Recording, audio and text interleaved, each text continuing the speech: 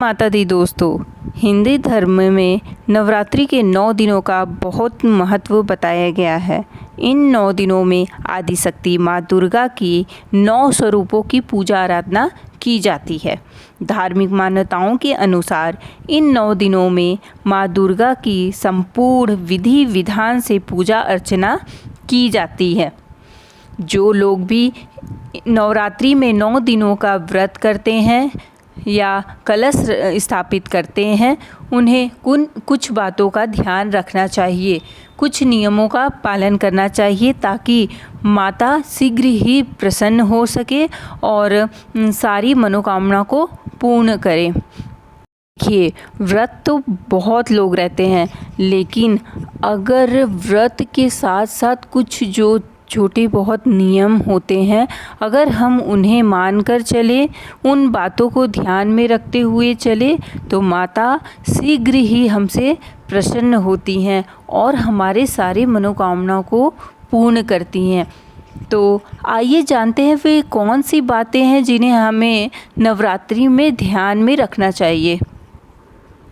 पहला, जो पुरुष या महिलाएं नवरात्रि में 9 दिनों का उपवास करती हैं, उन्हें अपने बालों को और नाखून को 9 दिनों तक नहीं काटना चाहिए और पुरुषों को अपनी दाढ़ी भी नहीं बनवाना चाहिए।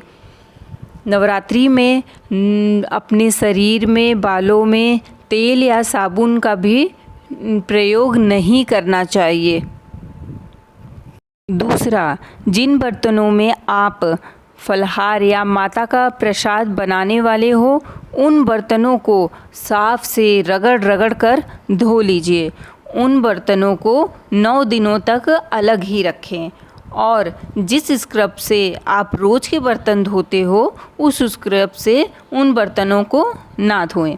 मैं तो कहूँगी कि नवरात्रि के लिए आप अलग ही बर्तन रखा करें, क्योंकि रोज़ के बर्तनों में हम लोग प्याज या लहसुन का प्रयोग करते हैं, जिसमें फिर से माता का प्रसाद बनाना ठीक नहीं लगता है। तो आप नवरात्रि के लिए अलग ही बर्तन का प्रयोग करें। तीसरा, जो व्यक्ति नवरात्रि में कलश स्थापित करते हैं या अखंड ज्योति जलाते हैं, उन्हें अपना घर बंद करके कहीं नहीं जाना चाहिए। एक व्यक्ति घर में अवश्य होना चाहिए। जो लोग उपवास रखते हैं, उनके घर में मांस, मछली या प्याज, लहसुन, मदिरा का सेवन नहीं होना चाहिए। व्रत रखने वाले तो लोग ये सब चीज़ों का प्रयोग नहीं करेंगे, लेकिन घर के बाकी लोगों को भी ये सब चीज़ें खाने से परहेज करना चाहिए। पांचवा, जो व्यक्ति उपवास करता है, वो जिस स्थान पर पहले दिन फलाहार करता है, उसे 9 दिनों तक उसी स्थान पर फलाहार करना चाहिए। इससे माता रानी प्रसन्न होती हैं। छठा, नवरात्रि के दिनों में दिन में नहीं सोना चाहिए। आप कोशिश करिए कि दिन के समय में आप माता का कोई गीत गाएं, भजन कीर्तन करें।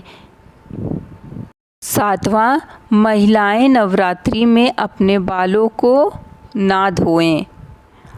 पहले दिन प्रतिपदा के दिन आप बाल धो सकती हैं, उसके बाद के दिनों में आपको बाल नहीं धोना चाहिए।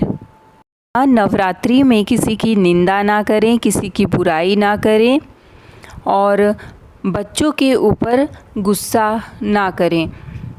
आप अपने आप को शांत रखकर माता की पूजा अर्चना करें, इससे आपको ज़्यादा फल प्राप्त होगा।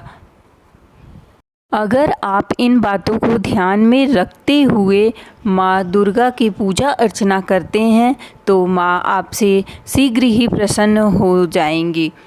लेकिन अगर आप इन बातों का ध्यान न रखेंगे और फिर कितना भी पूजा पाठ कर लीजिए, माँ आपसे प्रसन्न नहीं होंगी।